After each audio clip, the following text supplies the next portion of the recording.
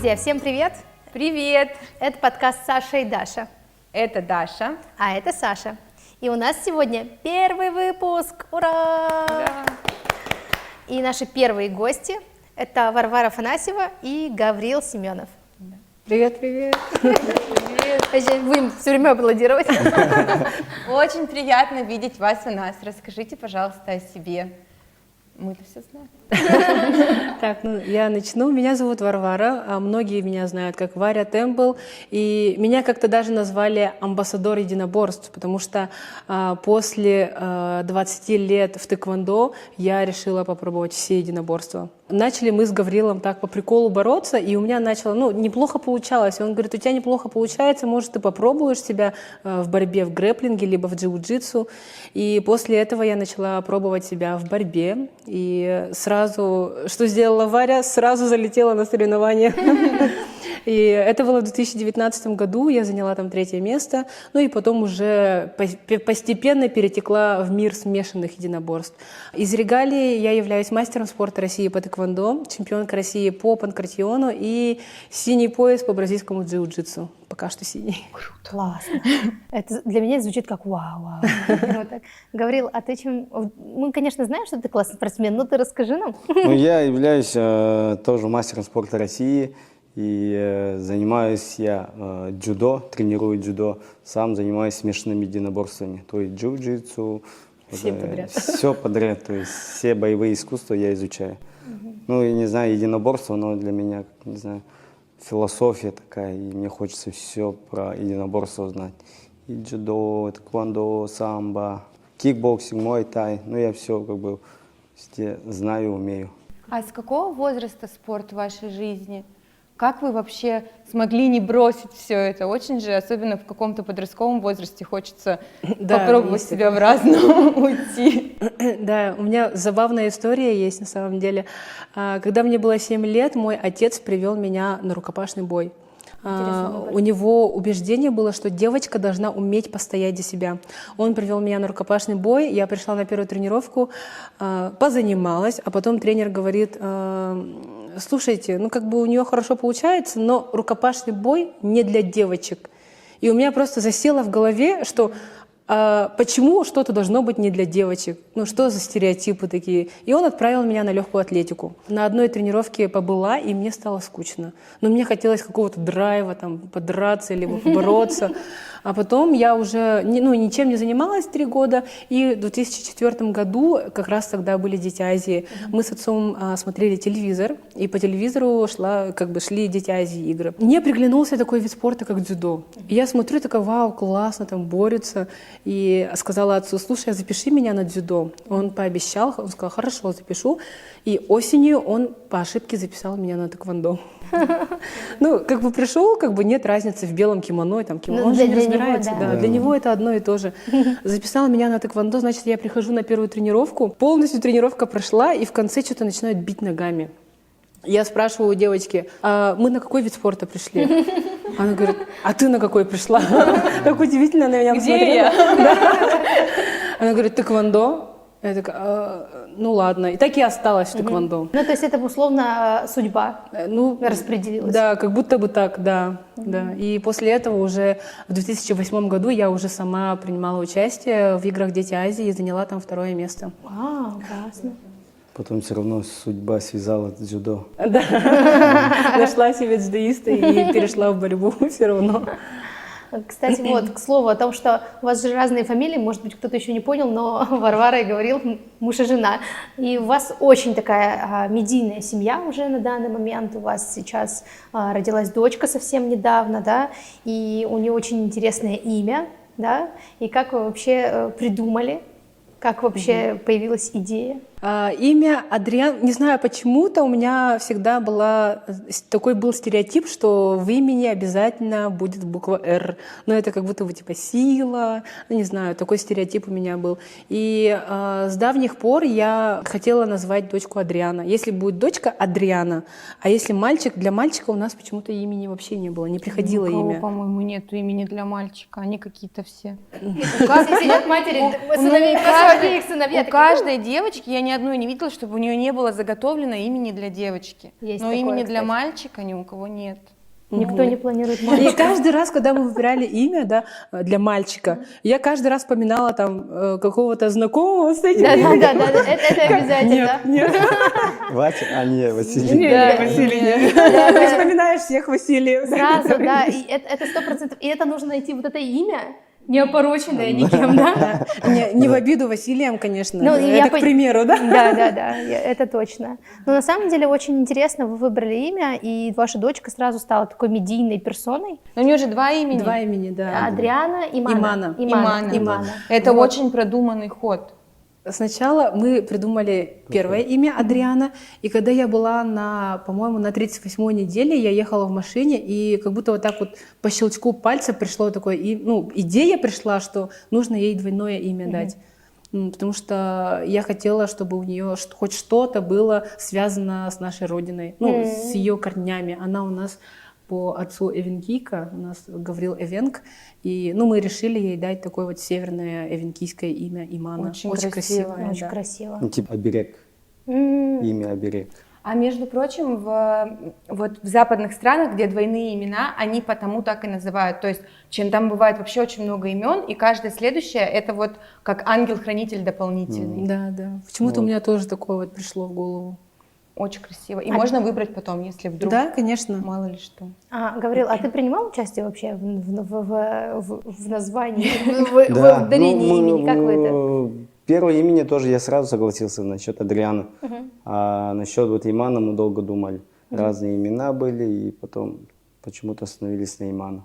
Очень Ну, красиво. как-то Адриана, Имана. Как-то звучит. И оно еще переводится Имана, рожденная в снег, в снежную погоду. И как раз-таки она родилась 12 марта, было достаточно много снега было, и как будто бы даже в тему было так назвать. Вы достаточно много времени сейчас проводите с ребенком, я видела, вместе тренируетесь, вместе ходите на работу, то есть вообще, и хочется спросить, как сильно изменилась вообще ваша жизнь с того момента, потому что вы же были вдвоем, да, то есть занимались спортом, все, условно была какая-то вообще другая жизнь, что родительство, как оно вот повлияло на вас? У нас бабушка есть, поэтому как бы очень помогает. Но мы тоже разгружаем ее, тоже, чтобы она не уставала, берем с собой на работу, там, чтобы отдыхать. А так, прям сильного такого изменения нет. Как говорит А Гаврил. бабушка крутая. Я видела, она ходила в поход с вами куда-то далеко. Прям. Да, Вообще. это во Владивостоке было. Это мощь. Ну, наверное, неудивительно, да, потому что Да, такие- от росинки. Да, от росинки не родятся апельсинки, тут вообще без вариантов.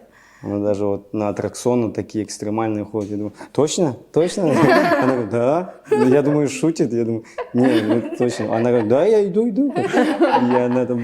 И там женщины сидели такие, ничего себе у вас бабушка. У нас такая, да, смелая женщина, очень смелая. Это классно. Но вот что касается быта, да, вернемся вот к тому, как изменилась ваша жизнь, вот как вы утверждаете, что она совсем не поменялась. То есть сейчас вот ребенок просто органично вписался Очень органично. то есть в бытность вашу, да, обычную. А когда, допустим, вы поедете на соревнования, ребенок поедет с вами вместе с бабушкой или же... Да, Да? мы все вместе поедем. Изначально мы хотели с Гаврилом поехать, да, потом приняли решение, что возьмем дочку с собой, и уже вот недавно бабушка там начала кидать намеки, кто же будет дочку смотреть, кто же Адриану будет смотреть, когда вы будете вес гонять, и мы начали уже думать, и все-таки решили бабушку тоже с собой взять. Слушайте, не так скоро бабушка тоже начнет заниматься каким-нибудь видом спорта, знаешь, такая раз на каком-то чемпионате такая. Мне кажется, вполне возможно. Все может быть. А есть какой-то возрастной порог для профессионального спорта? Мне кажется, есть. Мне кажется, если ты там в детстве не начал заниматься единоборствами, то есть мы сейчас с тобой вряд ли вдруг Не сможем добьемся ворваться в этот мир успеха. спорта. Да. Джиу-джитсу, есть разные виды спорта, где есть ограничения. То есть есть профессиональный спорт, где нет ограничений, то есть 18-летний может драться там с 30-летним. Там. А есть еще возрастные, например, в джиу-джитсу есть поясная система. То есть белый пояс только с белым поясом, синий пояс опытный с опытным. И есть ограничения по возрасту там, до 30 лет, 30-35, 40-45. Там. Профессионалы отдельно. Типа по ветеранам. Вот недавно, на той неделе даже был человек 30 лет начал заниматься вольной борьбой. И вот на прошлой неделе чемпионом мира по ветеранам стал. Ничего себе. На самом деле это здорово, это классный пример того, что в спортом никогда не поздно. Но борьба вообще про мозги. Там же нужно думать, куда ты, нужна связь своего тела и мозга. Я же занималась боем без правил в студенчестве. Это точно? очень интересно. Представляете? Ну, я очень плохо занималась, я не сильно старалась. Так, больше развлечения. Но то, что ты должен вот это вот продумать, куда тебе вот что поставить, как из этого, это очень большая нагрузка, именно такая интеллектуальная. А как вообще пришло, вот сейчас вот я, кажется, перескакиваю с темы на тему, но вот... Мы так и планировали. Да, мы так и планировали. Это план. Вот вы сейчас, Варвара, кинула себе, скажем, такой мощный вызов стать блогером-миллионником. Ну, для меня это мощный вызов, возможно, для тебя это такой, типа, ну, теперь я еще стану блогером-миллионником, просто мой обычный вторник, знаешь, там вот так. Как вообще пришла эта идея, что тебя на это вдохновило? Так, начнем с того, что я достигатор. И мне нравится ставить цели, достигать их. И как-то раз я пришла к такому, что я ставила себе цели, я быстро их достигаю, и потом мне как-то... Скучно. Да, скучно. Не то чтобы скучно, а какое-то опустошение я всегда чувствовала. Яма. Да, и поэтому я решила поставить себе такую цель, до которой я буду, немножко так прям долго, не то чтобы долго, да, а чуть-чуть такую большую прям планку поставила, да, и я еще сравнила это со спортом, то есть 1 миллион подписчиков — это как Олимпийские игры, да, например, 10 тысяч подписчиков — это как выиграть чемпионат республики, потом дальше 25 тысяч подписчиков — это как выиграть Дальний Восток, 50 тысяч как Россию, и так постепенно, так мини-цели к большой цели я поставила, и спокойно иду, и каждый раз, когда я достигаю одну мини-цель, я не выгораю, потому что у меня есть еще большая цель. И так, на самом деле, очень классно. Это продумано очень. Гаврил, а как ты согласился в этом всем участвовать? Ну, в плане, что ты сейчас стал очень активно там появляться, и в каких-то моментах даже там есть такой контраст, я так это назову в некоторых ваших видео. Как ты согласился на это? Сразу? Ну, да, сразу у меня не было такого, что отрицания не было всегда. Я за любой кипиш, то есть. Если предлагает Варя, пойдем туда, сразу давай. Иногда даже я сам предлагаю. Да, кстати, да. Ну, больше Варя, конечно, но у меня такого нету, что прям хочу или выкладывать, там такого нет. Просто если надо сниматься, я снимаюсь. Мне нравится, то есть. А так прям стремления нету. Ну, например, у меня есть ощущение, да, например, что я же, как бы, что я тебя прям хорошо знаю, просто... Да, очень располагающая внешность у обоих, прямо такая приятная. Да. А может быть, потому что мы много рилсов посмотрели. Мы же готовились к интервью, там, то есть мы видели, там, например, когда я помню, когда ты тест на беременность, да, показала? Да, реакция. Да, на твою реакцию, я вообще просто там сидела, плакала вместе с вами, такая, да, это так мило, ну, то есть все вот это, оно, есть ощущение, что мы с тобой уже как будто так супер знакомы, хотя мы, ну, просто привет, условно. А у вас бывает такое, что на улице, например, люди подходят и такие, ой, здравствуйте, потому что уже большая аудитория расширяется, есть ли такое? Ну, сейчас, да. Да, Сейчас конечно. есть. В прошлый раз вот недавно в хозмаркете женщина меня догнала и говорит, а вот ты какой я в жизни. Да, я испугался, какой? У вас крутая семья, говорю, спасибо.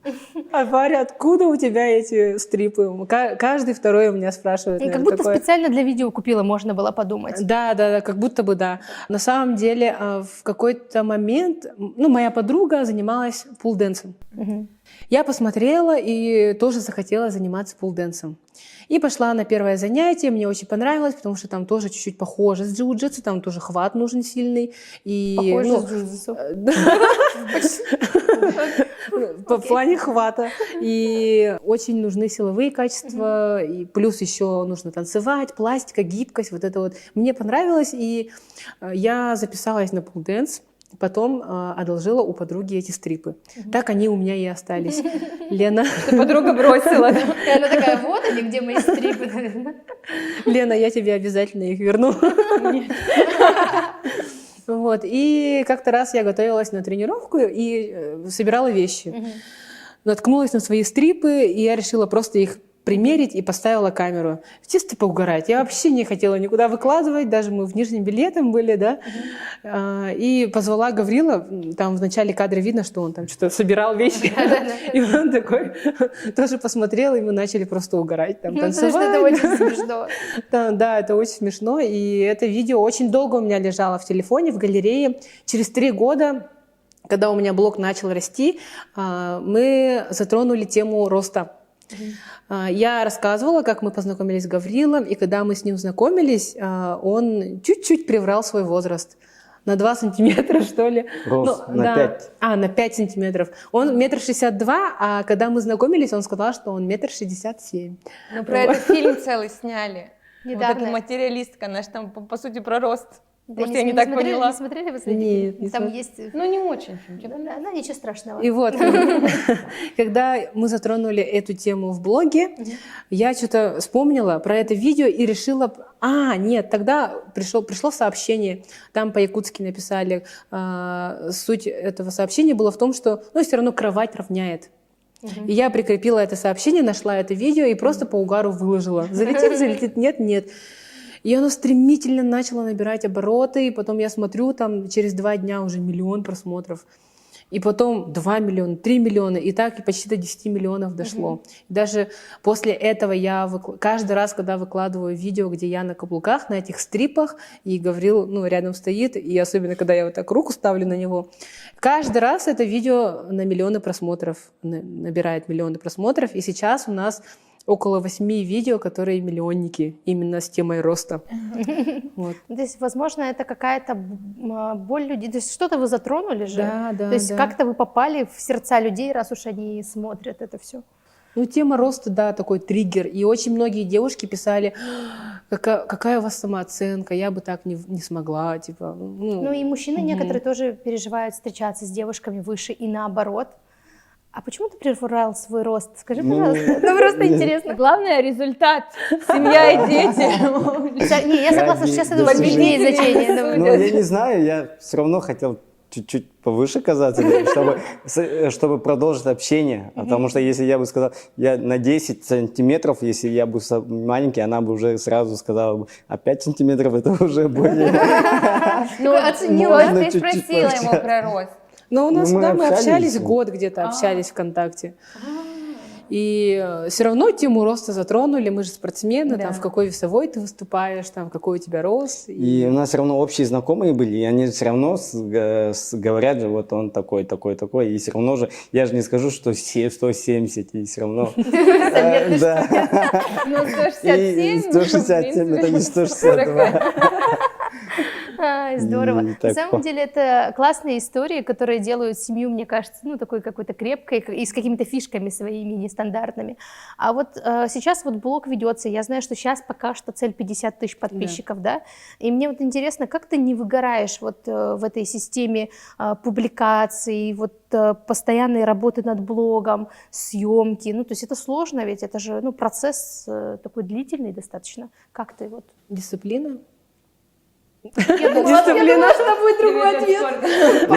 Я вот тоже подумал, и мне кажется, что челлендж это как для спортсмена сбор. То есть у нас есть цель вот какого-то числа, и мы должны вот к этому числу подготовиться. То есть подогнать вес, питанием проследить этим, потренироваться, подготовиться к этому числу. И вот маленькие цели, как и вот челленджи, которые она делает. Как учебно-тренировочные сборы. У спортсменов есть сборы, и они обычно длятся там 2 недели, да, и за эти 2 недели ты усиленно готовишься к соревнованиям. И каждый раз все равно, когда к тебе приходят подписчики, все равно ты как-то подсаживаешься на этот дофамин, все равно хочешь еще больше, больше и больше, тем более я же достигатор.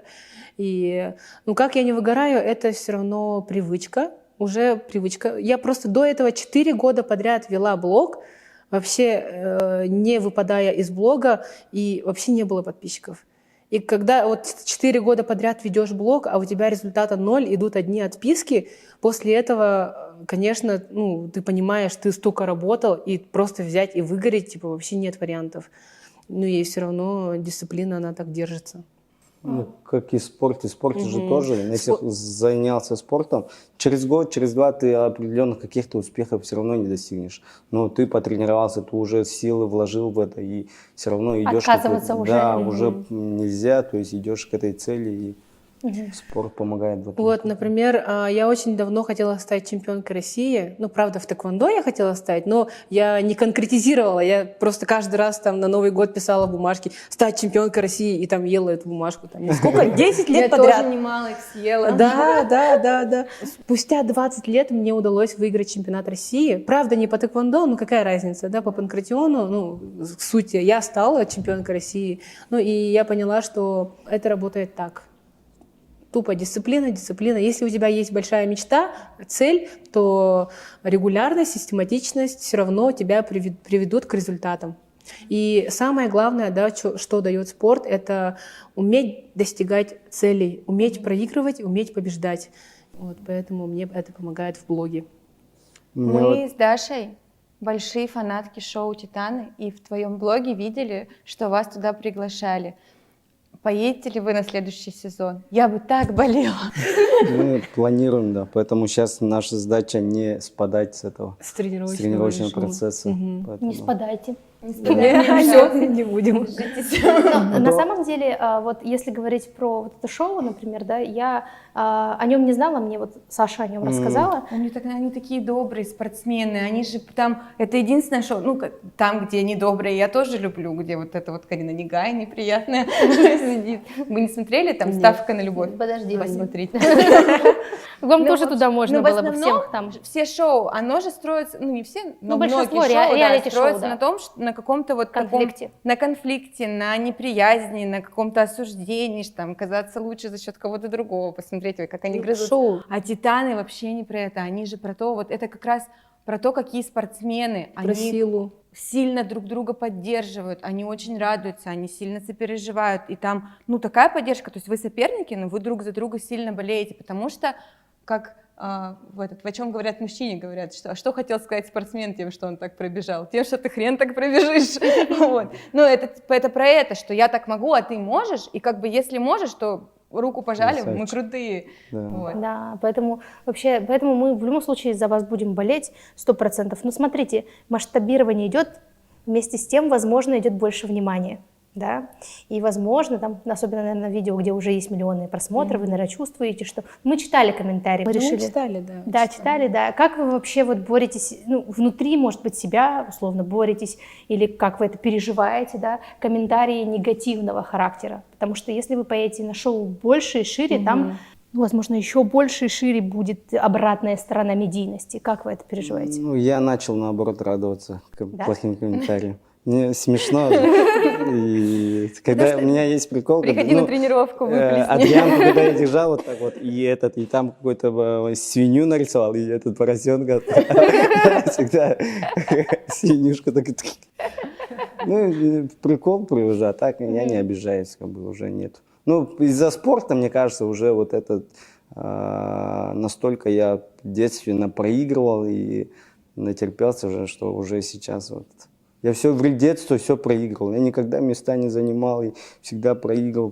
Потом уже вот как-то кожа уже настолько уже твердая стала, что уже проигрыш, не проигрыш уже никак. И кто-то плохо скажет, уже не обращаю. Ну, наоборот, смеюсь, радуюсь, когда вот плохое пишут. То есть обрел определенный какой-то слой свой, да, уже панцирь Да. есть. У меня также аналогичная ситуация. И я же говорила, что я 4 года подряд вела блог, и у меня ни одного хейта не было. И я была наслышана, что если пришел там первый хейт, то вы на верном пути, типа вы на пути к медийности или там что такое было, да. У меня даже ни одного хейта не было. Я такая сидела и ждала, когда же он будет, когда же. И когда это начало приходить, ну как-то тоже я за это время как-то обрела, что ли, тоже твердую кожу, что ну, у меня какая-то как будто внутренняя броня есть. Я знаю, что в любом случае хейт будет, каким бы ты милым ни был. Все равно у каждого есть хейт. Я как бы это прекрасно знаю, и поэтому уже стараюсь так, смеюсь только. Могу в ответ посмеяться. Я помню первый хейт Вари, когда ну, Варя, она не сама узнала про хейт, а когда ей кто-то сказал, что в какой-то группе ее обсуждают, типа, и, ну, ты рилс даже сняла. Да. Что Ну, первый оказывается, хейт получил. какая-то группа была, и где пересылали наши рилсы. Короче, мы выложили рилс, где мы в форме для тэквондо с тренером зашли в автобус и приглашали людей заниматься спортом. А я помню, кстати, это видео. Это вот было как раз таки 23-м году. в 23-м году, Да, перед Мисс Новой перед Якутией. Мисс Новой Да, Якутией перед было, да. полуфиналом. Да. Там же тема проявленности была, и я прям решила прям жестко проявиться. Пошла в автобус, зашла и, ну так, всех пригласила, и всех это улыбнуло, как бы все, ничего такого не было. И потом, оказывается, мне потом сказали, что это видео гуляет по WhatsApp и обсуждают, типа, вот девочка позорит спортсменов-единоборцев, зачем она так делает. Ну, короче, такие комментарии были. Вот, ну, меня это улыбнуло, я такая, ура, первый хейт. Я думаю, никого там из спортсменов-единоборцев этого не написали, что их позорят. Это люди, которые вообще не имеют отношения к спорту. Да, скорее всего. Ну, и я так и подумала, вот сегодня мы с Сашей обсуждали, я говорю, ну, Варю, наверное, никто не хейтит, никто не хочет в нос получить. И вы такие, что это вас опасно хейтить так-то? Ну, самые добрые люди спортсмены, потому что они же все вот давить. Вы Да. же вас Ну, Да? Вы добрые? зачем вам? Злость, она за счет вот единоборств, она становится контролируемой просто. И люди, которые умеют контролировать свою злость, агрессию, они, ну, зачем это выплескивать, если можно, где можно это выплеснуть? На соревнованиях. Конечно. И поэтому спортсмены самые добрые. Мы хотели вас спросить про вашу школу единоборств, Темпл, и спросить, кто там занимается, можем ли мы позаниматься или отправить своих детей. Почему? Или не так? Так? Вы добрые. Я У тебя же в готова. шапке профиля написано «каратист». Да, я думаю, что в своей голове я каратист вообще. У нас занимаются дети от 4 лет. И взрослые у нас есть, да, одна группа по ММА, как раз Смешанным смешанным единоборством. единоборством. Ну, в основном там новички, то есть самая основная база, которую должен знать спортсмен. Девушки тоже есть, тоже Девушки. можете, да, заниматься. Ну, а так основной акцент у нас на детей. Вот малыши и школьники. Малыши с 4 лет. Да. И вот я сильно замечаю, что вот дети, которые приходят поздно, в 3-4 года, ну, в 3-4 классе, они очень сильно физически отстают от детей, которые... У меня есть дети, которые вот сейчас в 1 класс пришли, и есть дети, которые не занимались в 1 классе, пришли, и они сильно прямо отличаются, да. Потому Я что начинаю думать, что нам нужно детей. А вот такие малыши, вот 4 года, любые, или он должен быть подготовлен к этому? нет, Нет. любой. Да. Потому что мы же в основном базу же ставим, там координацию, силу, ловкость. Не прям они идут и дерутся, там нету контактных, они вот Я просто сильно ищу кружок для своего 4-летки. Он у меня вообще координацию. анархист. У меня тоже, я все мечтаю, чтобы Алешу отправить. Так что Давай, подерутся там. Потому что есть дети вот на одной ноге не умеют прыгать. Это вроде элементарно для взрослого, а для ребенка вот 3 класс ребенок учится и не может на одной ноге стоять или прыгать.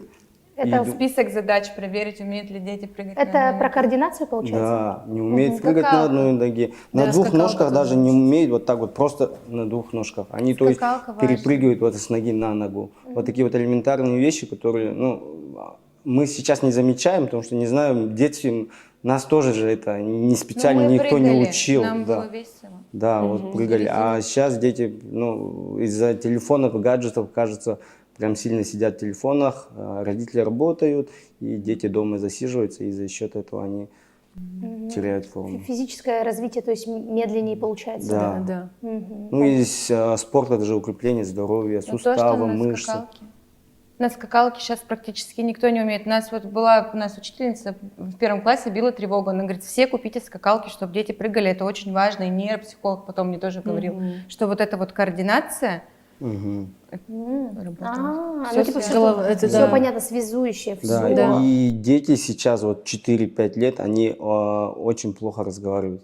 Много. Почему, не знаю, ни исследований не проводил, но после тренировок как бы, они уже быстрее начинают разговаривать. Потому что дети же не за счет этого, за счет физических активностей, у них мозг начинает работать по-другому. Там разные задания даешь им, и они начинают выполнять, там, переползти, перепрыгнуть. Дома они это не делают, как бы, потому что в городе где-то попрыгаешь, побегаешь, там такие активности. Поэтому детей надо давать до 4 лет.